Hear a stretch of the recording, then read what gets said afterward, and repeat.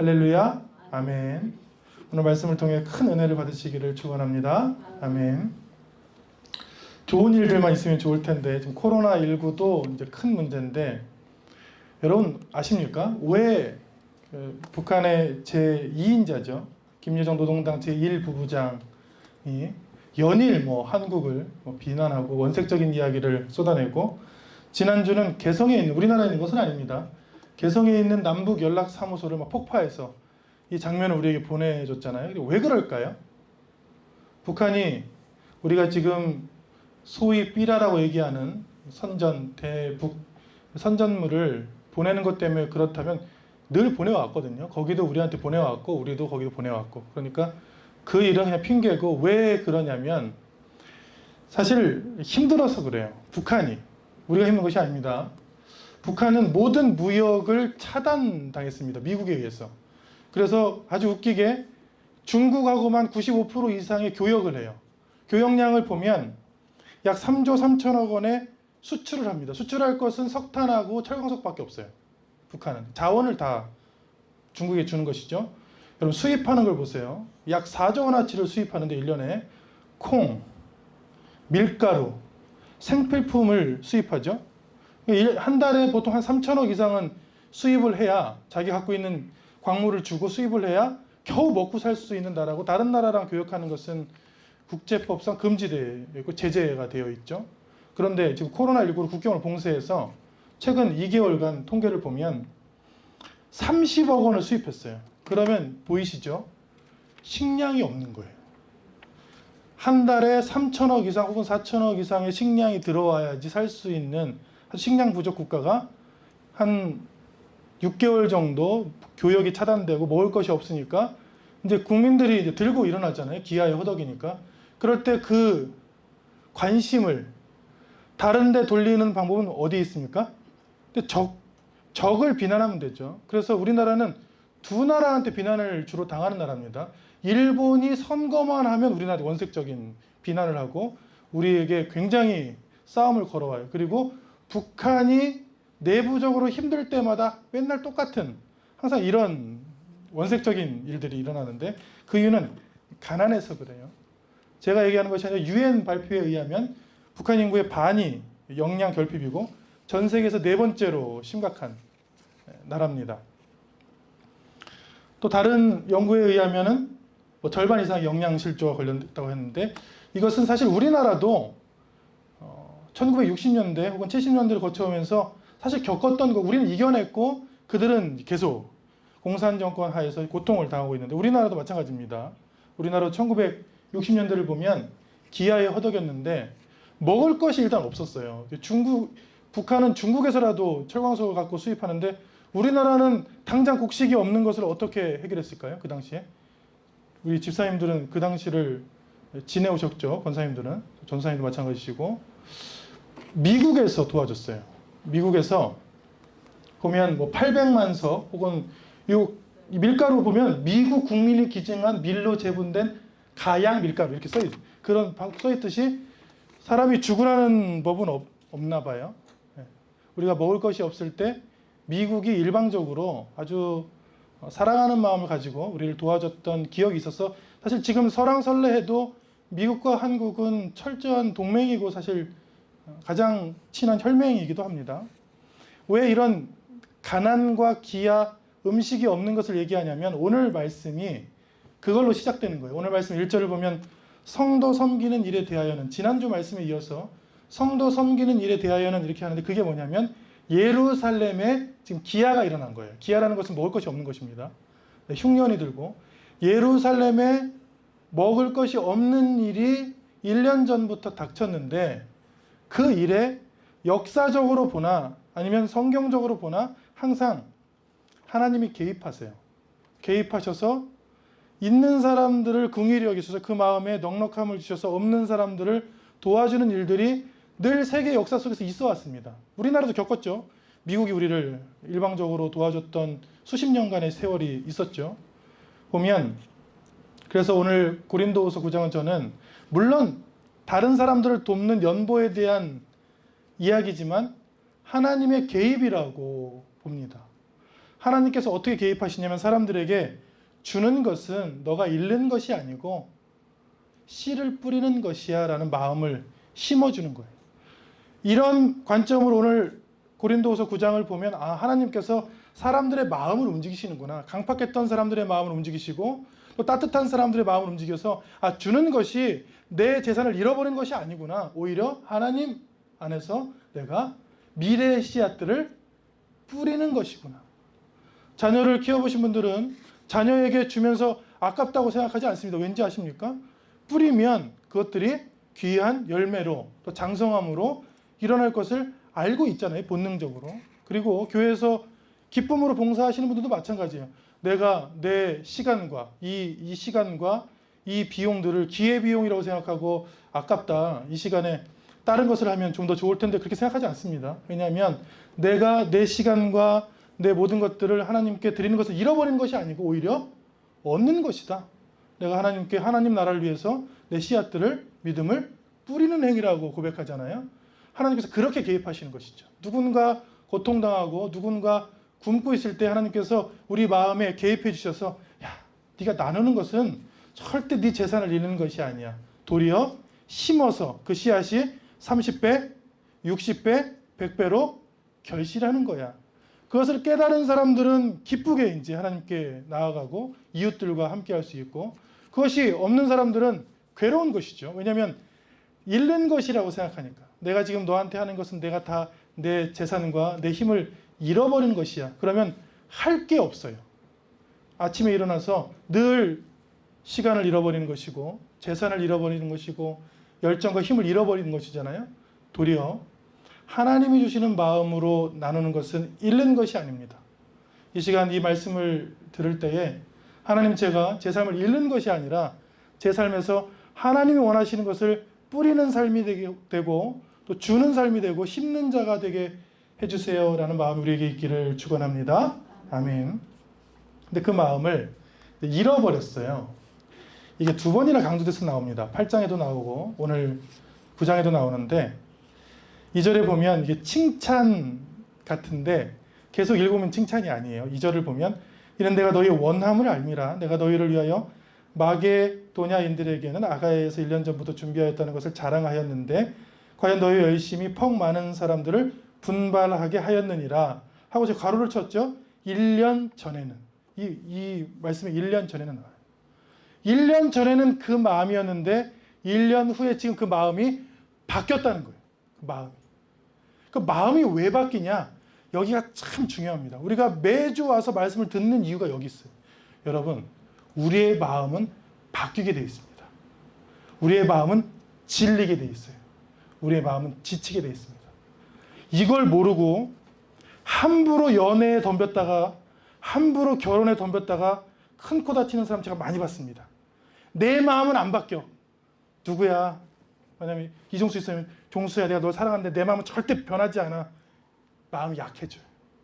뜨거웠었는데 그 20대 때는 이게 가면서 그 마음이 조금씩 줄어들 수 있는 것이 우리의 마음이에요. 마음이 바뀌고 옅어지고 질리고 힘들다는 것을 인정을 해야 됩니다. 여러분들 패션이 왜 변하는지 아십니까? 질려서 그런 거예요.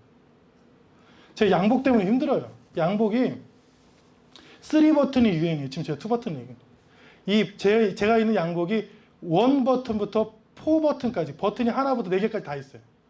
왜냐하면 그 당시 유행할 때 그것만 팔아요. 그래서 어떨 때는 버튼이 하나 있는 게 유행이에요. 근데 또 어떨 때는 2개 클래식한 거, 어떨 때는 3개, 어떨 때는 북한 노동당 비서처럼 이거 여기까지 4버튼 이렇게 한 것도 집에 있는데 그거 요즘 촌스러워서 못 입고 다녀요. 그거는. 근데 왜 그래요? 질려서 그렇다니까. TV를 보면요, 남자들도요, 어떨 때는 막 근육남이고 여자를 벽에 밀쳐야 되고 막 터프해야 되는 게 유행하다가 그 다음 시즌 되면 그런 남자도 다 없어졌어요. 또 누가 유행해요? 꽃미남이 유행해요. 그래서 막 핑크색 옷을 입고 막 예쁘게 생겨가지고 화장하고 뽀얀 사람이 하다 그것도 계속될 것 같죠? 또 지나가면은 차가운 남자를 좋아하기 시작해요. 그 다음 년에. 그래서 또 드라마에 전부 다 막 쌀쌀 맞고 차가우고 냉철한데 어우 댄디하고 멋있다. 그 왜 그럽니까? 사람의 마음이 바뀐다는 거예요. 은혜를 아무리 크게 받았어도, 찬양을 아무리 잘해도, 말씀에 큰 은사가 있어도 1년 지나면 2년 지나면 우리의 힘으로는 그게 약해져요. 그래서 교회를 왜 오냐면 은혜를 받으러 오는 거예요. 영적인 양식을 받으러 오는 거예요. 여기서는 일단 받는 거예요. 우리가 드리는 것 같죠. 예배를 드리는 행위지만 드리는 행위 속에서 하나님께서 우리를 채워주시는 것이죠. 하나님이 주신 은혜를 채워가시기를 축원합니다. 그래서 1년 전에는 퍽 열심히 있고 다른 사람들에게 자랑할 만했으나 지금은 아닌 상태가 지금 고린도후서 9장이라는 것을 보시면 됩니다. 계속해서 주제는 연보인데 그냥 연보가 아니라 빨간색 글씨로 제가 적어놨죠. 무슨 연보예요? 참 연보. 그 반대말은 뭡니까? 억지. 억지. 참 연보라는 것이 단어가 참 특이해요. 고린도 후서에서는 연보, 돕는 헌금을 돈이라고 표현한 것이 거의 없다고 그랬죠. 이 참 연보는 좋은 축복이라는 단어를 사용했어요. 원어를 읽어보면 문맥상은 참 연보예요. 근데 단어 뜻 그 자체는 좋은 축복이라고 해요. 율로기안 이렇게 써 있어요. 율은 좋다는 뜻이고 로기아는 축복이라는 뜻이에요. 이 단어가. 사람들을 돕는다는 것은 단순히 내가 2개를 가졌으니까 없는 너한테 1개를 줄래 그런 것이 아닙니다.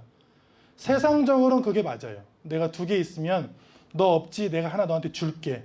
그런데 성경적으로는 주는 행위가 뭐냐면 혹은 헌신하는 행위가 뭐냐면 혹은 봉헌하는 행위가 뭐냐면 축복이에요. 주는 사람도 축복이고 받는 사람도 축복이어야지 그게 연보예요.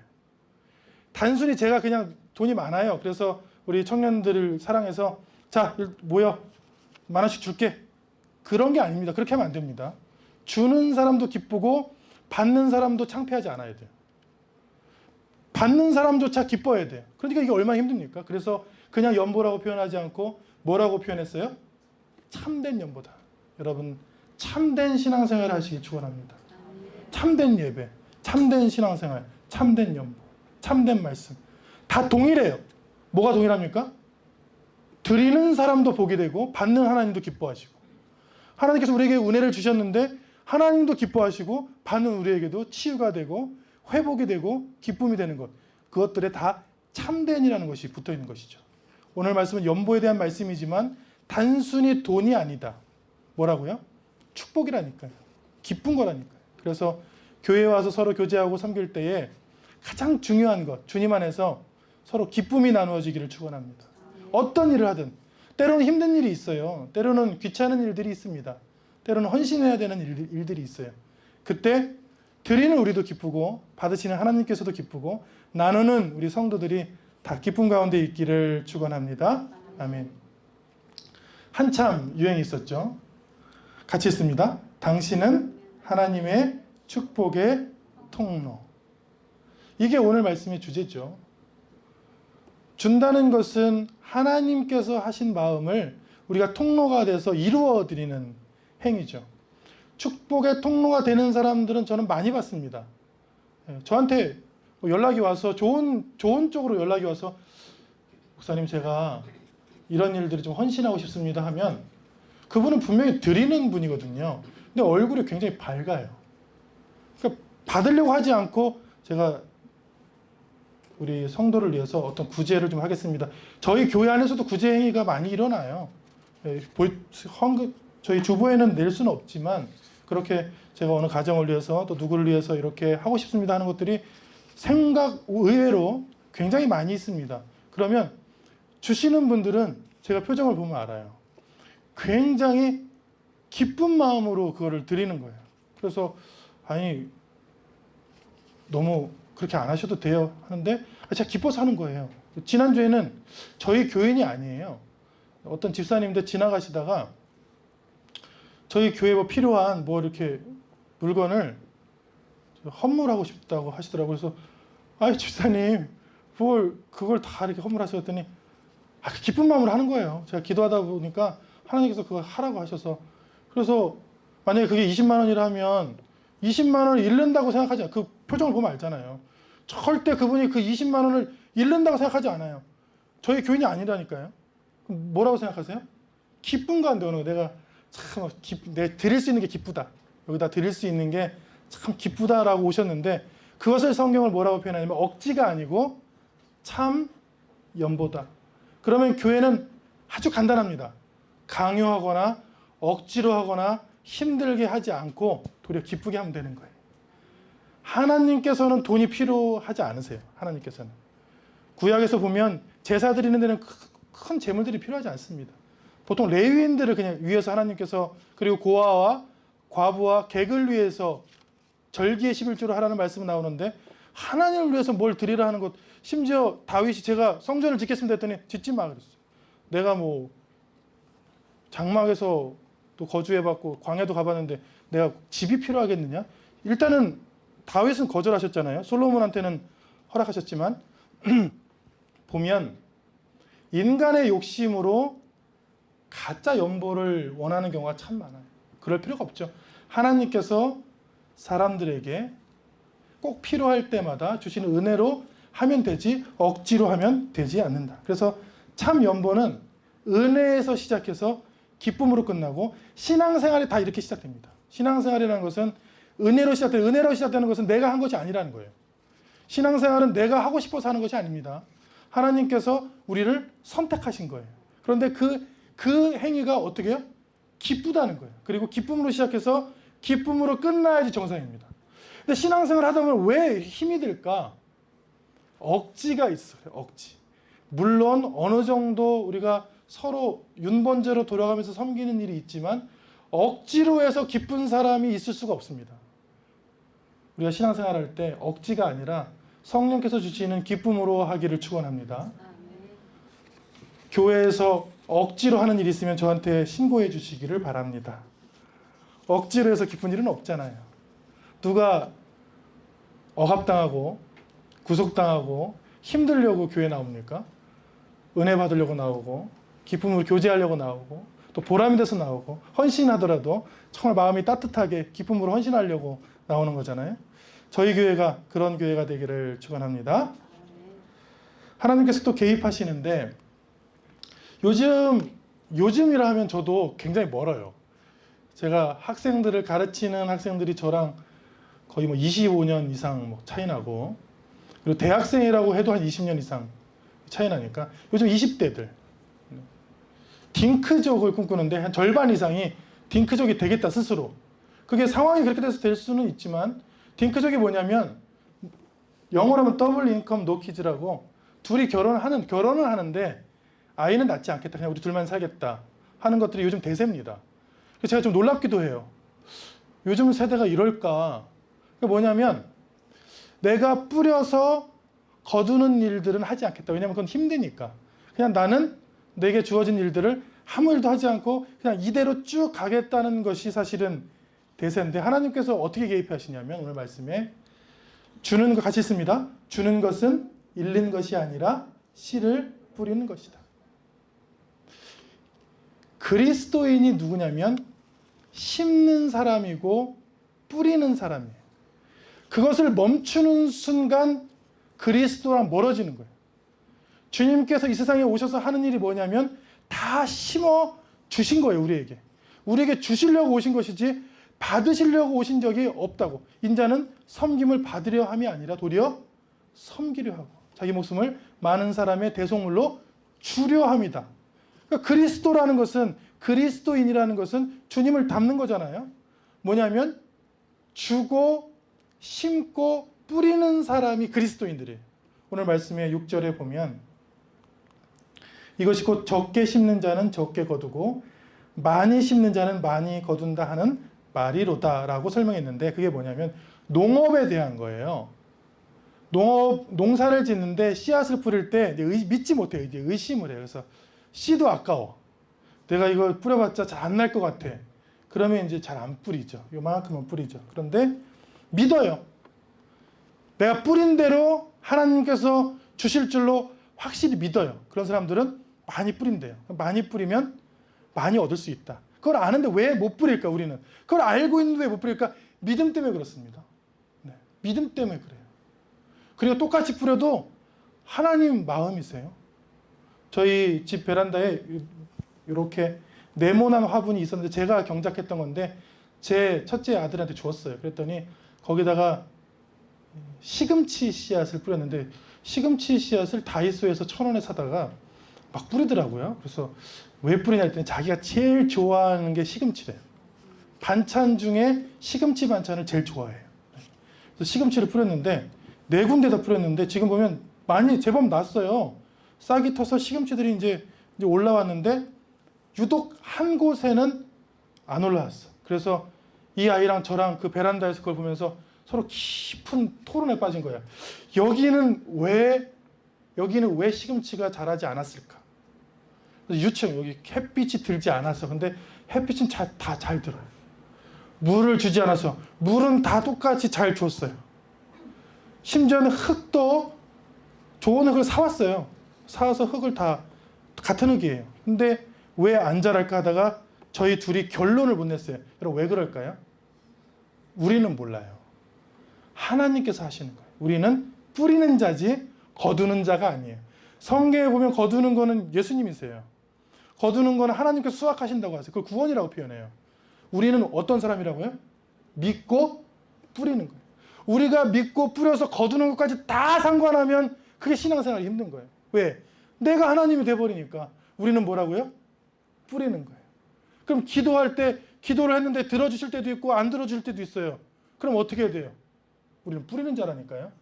그거를 상관하지 말고 어떻게 하라고요? 하나님 나라 갈 때까지 뿌려라. 우리는 심는 자고 뿌리는 자다. 심다가 뿌리다가 하나님 여기는 왜 안 납니까? 그렇게 해도 소용없어요. 저희도 지금 소용없어요. 4개 중에 하나는 그냥 하나님의 뜻이라고 받아들였어요. 저희 둘이. 신앙생활도 이거랑 아주 마찬가지. 하나님께서 우리에게 주시는 말씀은 너희는 뿌리는 자다. 기도로 뿌리고 헌신으로 뿌리고 봉사로 뿌리고 그 거두는 거를 너무 신경 쓰지 마라. 그걸 신경 쓰면 상처가 돼.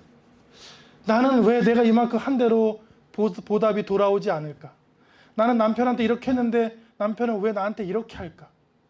그 남편은 나한테 왜 이렇게 할까를 오늘 이후로 지우세요.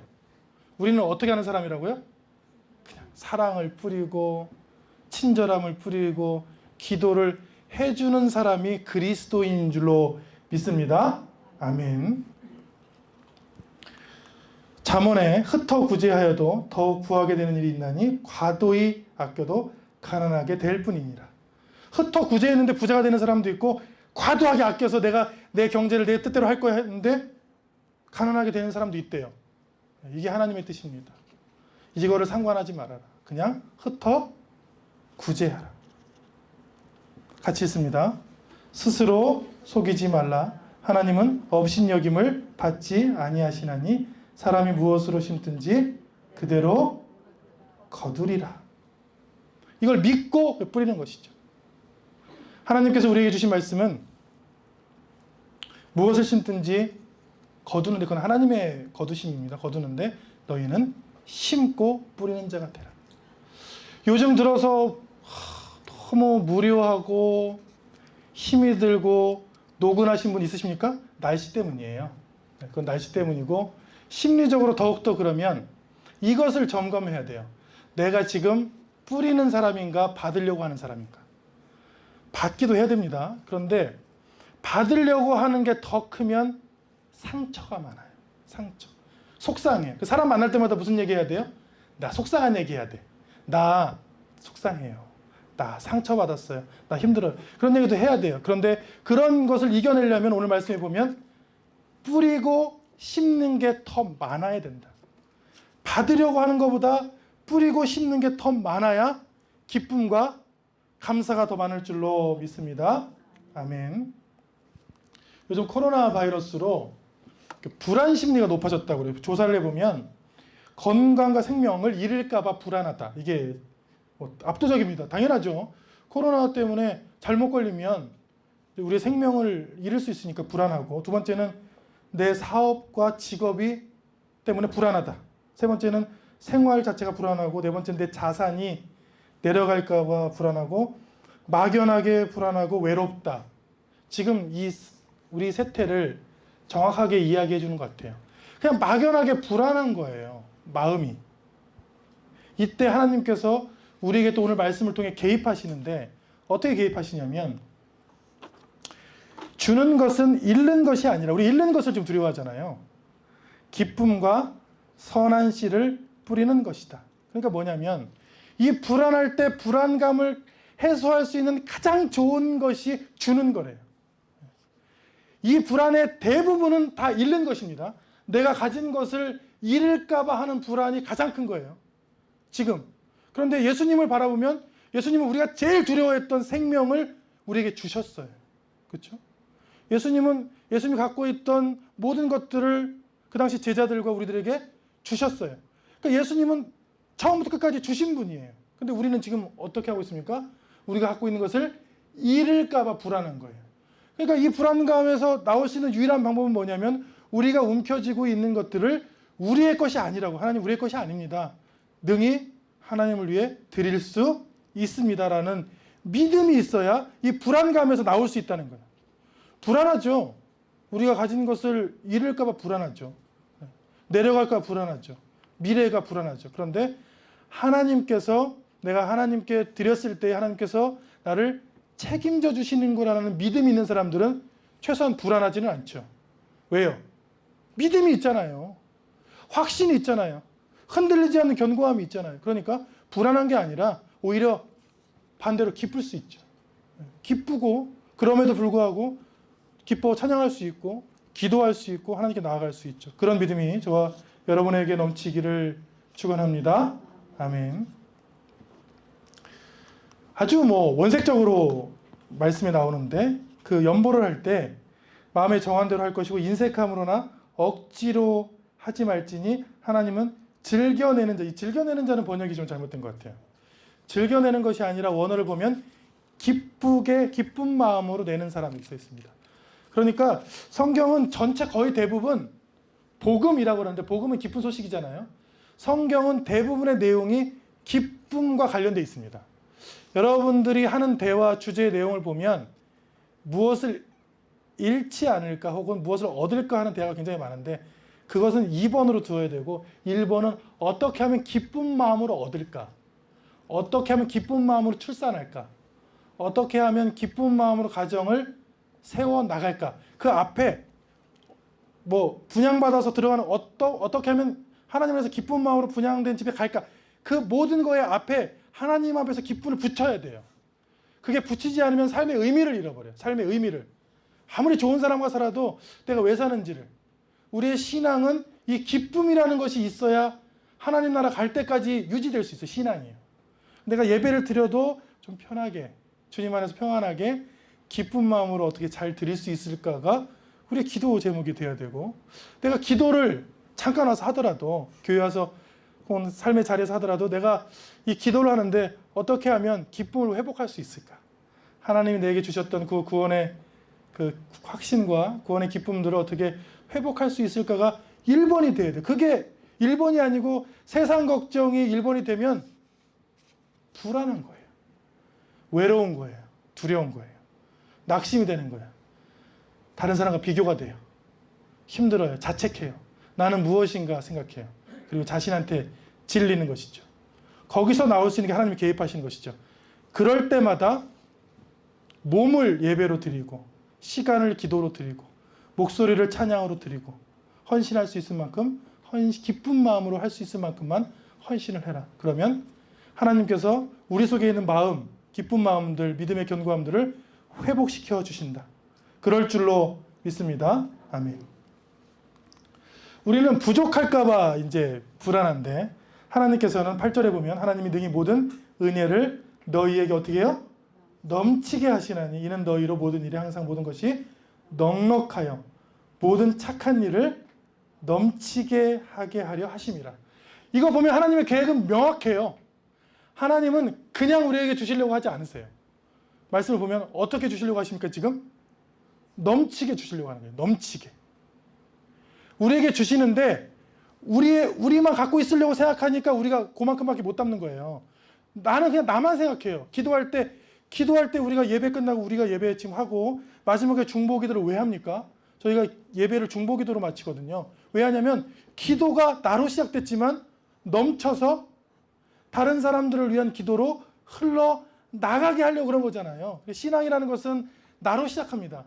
내가 하나님을 만나는 행위예요, 신앙은. 그런데 거기서 머물지 않고 그게 흘러 넘치는 거예요. 저도 저만 신앙생활 했다면 그냥 저와 제 아내, 제 가족만 믿었겠죠. 근데 저는 가족이 저 말고 8이나 있었어요. 총 9명의 가족이 있었어요. 근데 이게 은혜가 막 복음이 넘치니까 다 믿게 돼. 가족들이 지금 예수님을 다 믿는데 믿게 되는 게 뭐냐면, 아, 내가 한 게 아니구나. 하나님께서 어떻게 해주신 거예요? 넘치게 해주신 것이죠. 그러니까 기도할 때 하나님 너무 힘들어요. 너무 막 속상해요. 너무 억울해요. 그렇게 기도를 시작하다가도 끝날 때는 어떻게 기도해야 돼요? 하나님, 주님 주신 그 은혜가, 그 기쁨이 저는 이미 덮었습니다. 넘치게 해주세요. 이게 넘쳐 흘러서 저희 가족들, 제가 만나는 사람들, 또 예수님을 믿지 않는 사람들에게 넘칠 수 있도록 해주세요. 하나님은 그렇게 이미 지금 계획하시고 은혜를 넘치게 하고 항상 모든 것이 넉넉하여 모든 착한 일을 넘치게 하실 줄로 작정하셨는데 그 넘침이 여러분의 가정에 있기를 축원합니다. 아멘. 9절 말씀에는 구약을 인용했어요. 기록된 성경에 기록된 바 나오면 이제 구약 성경을 인용한 거예요. 기록된 바 그가 흩어 가난한 자들에게 주었으니 그의 의가 영원토록 있느니라 함과 같으니라. 시편 112편 9절이죠. 제가 찾아놨는데 그가 재물을 흩어 빈궁한 자들에게 주었으니 그의 의가 영구히 있고 그의 뿔이 영광 중에 들리리로다. 이거를 이제 인용했는데 이게 뭐냐면 교회의 존재 이유예요. 교회는 첫 번째는 예배를 드려야 되고 예배를 드려서 넘쳐 흘러야 돼요. 저희 교회도 제가 한 주간 기도해 오면서 저희에게 주신 은혜를 하나님 넘치게 해주세요. 교회 내 구제를 하게 하고 또 교회 외를 구제를 해서, 구제라는 것은 그냥 돕는 것입니다.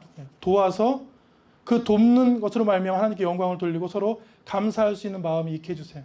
그래서 계속 기도하고 있어요. 하나님 넘치게 해주세요.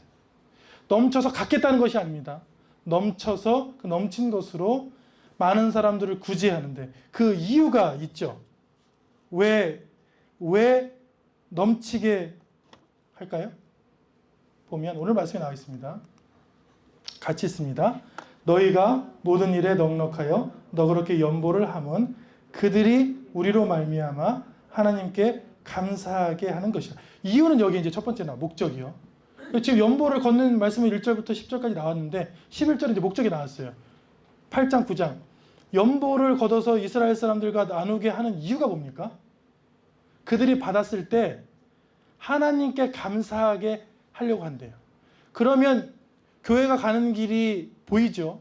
교회가 가는 길이 뭐냐면 우리가 하는 어떤 계획이든 어떤 구제사업이든 어떤 선교든 우리한테 영광이 되면 안 돼요. 그 받는 사람이 뭘 하면 돼요? 아, 하나님께서 나를 이렇게 돌보셨구나. 하나님께 참 감사하다. 그래서 우리는 어떤 기쁨이 있어야 되냐면 들러리의 기쁨이 있어요. 들러리의 기쁨이 뭐냐면 들러리가 뭐냐면 신랑과 신부인데 요한복음에 이 비유가 있습니다. 세례 요한이 예수님의 잘됨을 보고 예수님은 흥하여 하겠고 나는 쇠하여 하려. 나는 들러리의 기쁨이 가득 찼다. 그게 뭐냐면 신랑 신부가 결혼을 해요. 그런데 친구들이 와서 막 옆에서 막 꽃도 막 부케도 던지고 받기도 하고 기쁘는데 그거를 들러리라고 해요. 들러리들이 왜 기쁘냐면 신랑 신부의 기쁨에 참여하기 때문입니다. 내가 정말 사랑하고 좋아하는 내 친구가 정말 행복한 축복된 순간이 있잖아요. 나도 그 순간에 참여하는 거예요. 연보라는 것이 단순히 돈을 내는 것이 아닙니다. 뭐냐면 하나님 원망하고 하나님 저는 왜 이렇게 힘들게 삽니까? 저는 왜 굶습니까? 하는 사람들에게 이거 사실 하나님께서 주라고 해서 주는 거야 하고 줬더니 그 사람이 내가 잘못했구나. 하나님께서는 이런 사람들을 통해서 나를 이렇게 도우시고 나를 이렇게 끝까지 인도하시는 걸 내가 모르고 나 이걸 받고 하나님이 살아계심을 알고 하나님께 참 감사하다. 그러니까 이 모든 것은 감사와 믿음을 위해서 하는 거예요.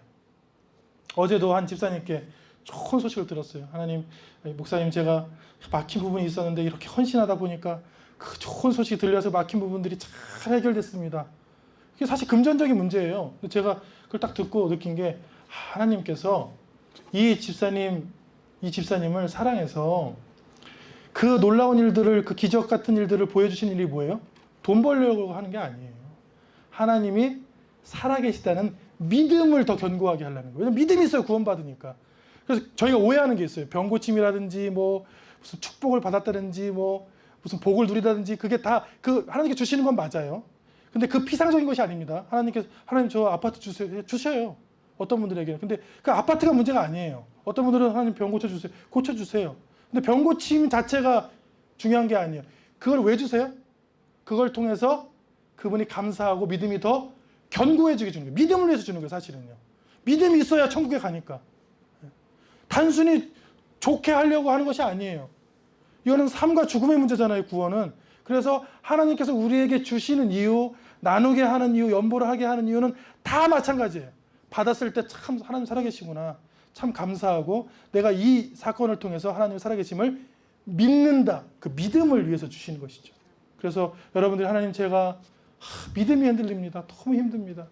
하나님 이 믿음을 잡을 수 있게 저에게 좀 이 막힌 것을 풀어주세요. 저에게 넉넉하게 해주세요. 저를 고쳐주세요 하면 고쳐주실 줄로 믿습니다. 지금 막혀있는 모든 문제들 속에서 하나님 제가 감사가 나오질 않습니다.